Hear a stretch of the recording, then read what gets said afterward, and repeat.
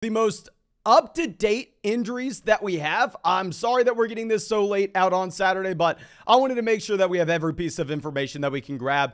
And as I set up this live stream, let me stall 1 second by telling you, go check out these player props on Underdog Fantasy. You can find the link in the live chat description, comment section. When you go and sign up for Underdog with promo code FLOCK, they will match your first deposit dollar for dollar up to 100. So it's pretty much free to check out, and it's available in damn near every state. As I set up this stream, let me just show you a few of my favorite props this week. You have one with the Detroit Lions here. I actually really like the DeAndre Swift more than 63.5 total yards, given the fact he's fully healthy. Should be the highest scoring game of the week. And then my lock of the week, it is straight up disrespectful for Underdog to put our guy this low. We'll get to a couple injury updates with the Miami Dolphins at the end of this video, but come on, are you kidding me?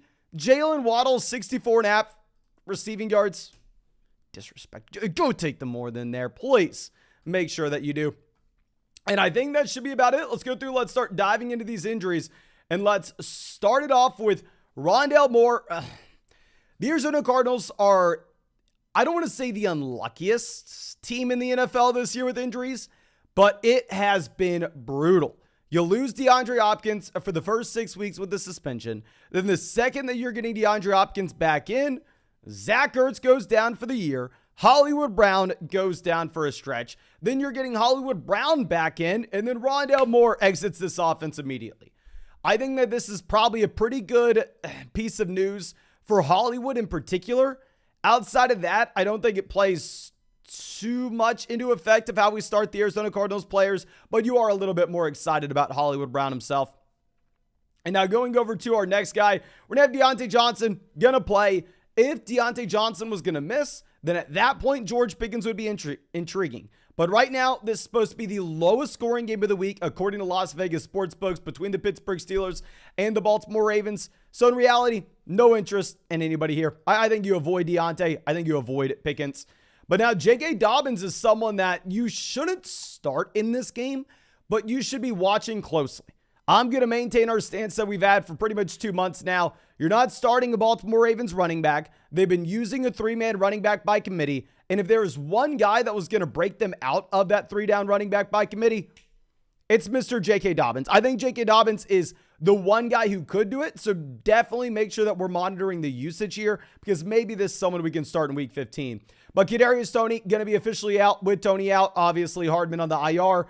Juju Smith-Schuster will still be somewhat appealing. Very tough matchup going up against the Denver Broncos, where in reality, the Chiefs aren't going to really have to throw the ball. There's no way this turns out to be a shootout game when you got Russell Wilson on the other side of things. But Trevor Lawrence will be good to go. Obviously, this is pretty much good news for everybody in Jacksonville. Like, I think if Trevor Lawrence were to miss, while I'm not the biggest Lawrence fan in the world, that would mean you'd probably need to bench Christian Kirk. You maybe would consider benching Travis Etienne, but now that Lawrence is officially cleared, which was always the assumption, you can safely play Kirk, safely play Etienne. The one player that's kind of borderline is going to be Zay Jones, and that will be up to you. Now, our next guy, Matthew Stafford. This is more so from a dynasty fantasy football context. We need to look at this because I know you had Matthew Berry coming out and saying, oh, don't be surprised that Matthew Stafford retires this. I think he's probably just doing it for clicks. I think with Matthew Stafford, he will be the starting quarterback for the Los Angeles Rams next year. Should be good to go next year. I don't think we have to worry too much. Obviously, you're getting nothing from Matthew Stafford or this Rams offense this season, however. Now, KJ Hamler going to be ruled out for the year, and this is important news because Jerry Jeudy is now fully healthy, and this guy, Courtland Sutton, is fully ruled out. Courtland Sutton really didn't practice, so if he's not at practice, if he's getting ruled out this early for week 14, I'm going to assume that Sutton misses a few weeks here. I mean, if you're the Denver Broncos, you have no reason to rush Courtland Sutton back anytime soon. We already know, obviously, Tim Patrick's out for the season, so if we are in a spot with no Sutton, Patrick, Hamler, that may be for a few weeks now. Greg Dulcich is a play at tight end just because they have nobody else to go to. And Jerry Jeudy can be a borderline flex guy, even if you're not excited about it. Now, Leonard Fournette looks like he may end up missing. Now, obviously, the issue with this is a later game. I mean, if we're looking at the kickoff, I believe it is 3 p.m. Central. I mean, obviously, if they're playing in San Francisco, this game's not going to be played at noon. Just confirming it's 3 p.m. Central. Yes, it is. So it's difficult not knowing fully if Leonard Fournette would be good to go or not. Because if you had both Leonard Fournette as well as Rachaad White in this offense playing, at that point, I would say bench both running backs. Neither are slightly intriguing. What we need to be focusing in on is the fact that they're going up against the toughest rush defense in the entire NFL in the 49ers. So if Fournette plays, you don't want Rachaad White, you don't want Leonard Fournette. But if Leonard Fournette were to miss, Rachaad White would be someone that you have to put in your starting lineup just based on the raw amount of targets he'll see out of the backfield. I think he would project to possibly lead the NFL, at least at running back, in targets with no Leonard Fournette. Now, Deebo Samuel in this same game is going to be good to go, will play. I just really don't want too many pieces of this game in our lineups, though, because if we're going back and looking at those Las Vegas sportsbooks, so they do have the Ravens and Steelers as the lowest scoring game of the week. The Bucs 49ers is the second lowest scoring game of the week. If Deebo's good to go and we have Deebo, Ayuk, Kittle, CMC all in the same offense with Brock Purdy, it's going to be difficult to get too excited about any one of these guys. Obviously, you kind of are put in places where you maybe just have to start Deebo Samuel, maybe just have to start Brandon Ayuk. But now Kenneth Walker and DJ Dallas, both game time decisions. This is another frustrating thing looking at the time of kickoff where they're playing in Seattle. So it's going to be a 3 p.m. Central game. So we aren't going to have clarity on the Seattle Seahawks running back room until later in the day. By the time we have to submit our starting lineups, it may be too late. So what I would say is don't plan on starting any Seattle Seahawks running back here. Because if Kenneth Walker were to miss and DJ Dallas plays, DJ Dallas, Travis Homer split the backfield. If both Kenneth Walker and DJ Dallas were to miss, at that point, Travis Homer would be a viable running back, but still, you couldn't be that excited. And Homer's not going to be a play unless literally both of the running backs that have a miss. DJ Dallas won't be a play regardless. So I don't know. I know we're talking in circles. I essentially just want to say there's a very, very narrow range of outcomes where you can actually start someone not named Kenneth Walker in this backfield. We don't even know if Walker's going to play. Nope, plan on starting anybody. I know, or being a little confusing there. Just don't start anybody. What's pretty damn funny is this report. We know the Houston Texans are garbage. We know the Dallas Cowboys look unbeatable from the defensive side of the ball. So you are going to be looking at a Houston Texans offense now that's going up against arguably one of the best defenses in the NFL. And they don't have their top two receivers. They don't have Brandon Cooks or Nico Collins. I don't know. This doesn't have too much of a fantasy football impact. You're not starting anybody at Houston regardless. It's just kind of funny. I wanted to bring it up. Now, our next spot is going to be Mike Williams fully being removed from the injury report. So if you asked me a question earlier this week, Mike Williams or Player X, and I said Player X, I'm not interested in starting Mike Williams. I actually want to see him on the field before we play him based off what happened this past week where you had Mike Williams playing. I believe that was 3 weeks ago, where Mike Williams played for what, about, I want to say 3 drives before re-aggravating the ankle and then leaving. If he is fully off the injury report, I'm much more willing to play Mike Williams now than we were previous. And then DK Metcalf, technically questionable. I think DK Metcalf will be good to go. I think you can safely play DK Metcalf, but keep in mind, since he's going later in the day, make sure you put him at your flex spot rather than a solidified wide receiver spot in case we need to pivot to a running back.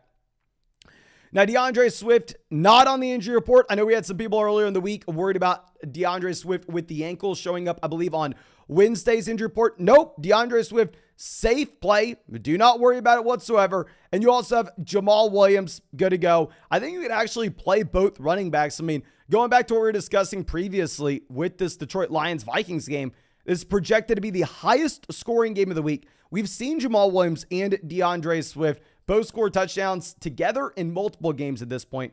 Now, David Njoku, not in the injury report. I think you can safely play David Njoku because Amari Cooper dealing with the hip injury. Now, Amari didn't practice on Friday. They're calling it kind of like a maintenance thing. Sounds like Amari is most likely going to play, but just make sure we're going to be monitoring this all the way until Sunday kickoff. Y'all know I'll be live for like 5 hours tomorrow morning, so I'll definitely be giving updates. Make sure that you are checking in on Amari Cooper's status.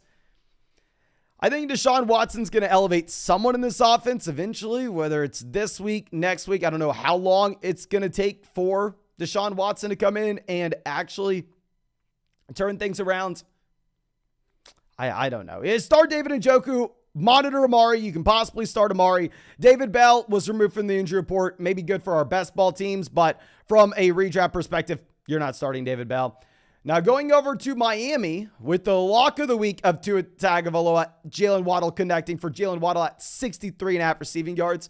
Anyway, Tua looks like he's 100% healthy. This was initially a scare, obviously, last week, but now at this point, sounds like you don't even have to think about it. Just play Tua Tagovailoa. And then also looking at Tyreek, no longer dealing with illness. Jalen Waddle was practicing in full on Thursday. This entire offense is good to go. Right now, they're supposed to be the second highest scoring offense of the week, only behind the Dallas Cowboys. So I think you fire up as many Miami Dolphins. And let me remind you, let me show you, because it is obnoxiously a bad line. Go and look at the Waddle 64.5 receiving yards mark. Please. I highly encourage it. Now, our next spot going to be Lamar Jackson. Not playing. I think we all know this. He's doubtful. He's not playing. Don't expect Lamar this week. Probably don't expect Lamar next week either. And then looking at Treylon Burks will no longer be an option in Tennessee. And with Burks being out, I know that some people maybe are going to jump to the conclusion, oh, this means maybe we could play Robert Woods. No. Well, we saw this offense with no Treylon Burks earlier in the year, and Robert Woods wasn't playable. Nick Westbrook-Ikhine randomly popped off for a few weeks. Maybe somewhat exciting in a best ball format. Don't play anybody not named Derrick Henry for the Tennessee Titans, for the love of God. Saquon Barkley sounds like he'll be good to go. I know he's still questionable, but if he's practicing in full on Friday, I'm not going to be questioning Saquon Barkley's availability too much. I'm planning on starting Saquon Barkley where I have him. Very similar offense to the Tennessee Titans. I don't think we're starting anybody for the New York Giants outside of Saquon Barkley. And then Damian Harris not going to be playing this week, or at least that's what it looks like. Keep in mind, this is going to be a later game, so maybe he can be good. Damian Harris probably not going to be playing. Ramondre Stevenson looks like he is a borderline top 5 running back. I think we had him running back 5, running back 6 this week. Ramondre Stevenson looks like he is in that Alvin Kamara role and is probably going to lead the Patriots in receiving, especially because you are most likely not going to get Jacoby Myers. Like I said, they're playing on Monday, so even if he didn't practice on Friday, he does have the extra day, but still, if we have no Myers and no Damian Harris, maybe even move Ramondre Stevenson up a little bit higher than that, because it is a good matchup going up against the Arizona Cardinals. Really, with New England, very similar to Tennessee, the Giants. I don't think we start anybody other than the starting running back. I don't think you're starting anybody but Ramondre. And, I'm sorry. I forgot we threw this on here. Underdog, this is honestly where I recommend you going and checking the most recent injury updates. Usually during the week, I go to RotoWorlds, like if it's Monday through Friday. But on the weekend, Underdog NFL's just Twitter account, I feel like does a way better job keeping us up to date. So yeah, thank you, Underdog NFL, for letting us know that Myers is officially ruled out, which was the assumption. But I think that should be about it. Of course, thank you, everyone, for being a member of the vlog, supporting the channel. I ruined this live stream at the very beginning by accidentally muting myself. So if you could go down there and try to save this video for us by dropping a like on it, I truly would appreciate it. I'll be live later tonight answering fantasy football questions, of course. And at the same time, if you want to check out any of these player props on Underdog, you can find the link in the live chat. Find it in the description. My favorite props of the week are going to be DeAndre Swift, 63.5 total yards. And then going down to show this off again because I love it. And remember, promo code FLOCK, 100% deposit match available in damn near every state. 100% deposit match means it's essentially free for you to check out. But where's this man? Jalen Waddle there's 64.5 yards. Really like that one and the Swift one. But thank you. I appreciate all of you. Really hope you have a great day. And I really hope we get to see you in the live stream tonight or tomorrow morning.